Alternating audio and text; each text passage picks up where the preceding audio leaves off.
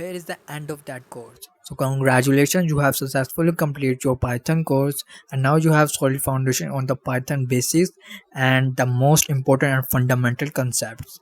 So what we have covered in this tutorial is that Python installation and VS Code installation.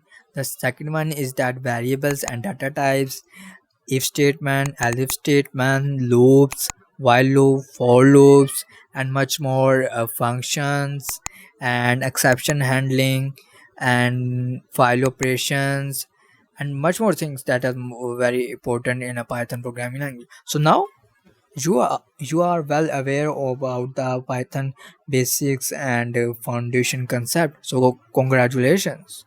So if you really like this tutorial, then hit the subscribe button, like, and comment down your feedback about my course.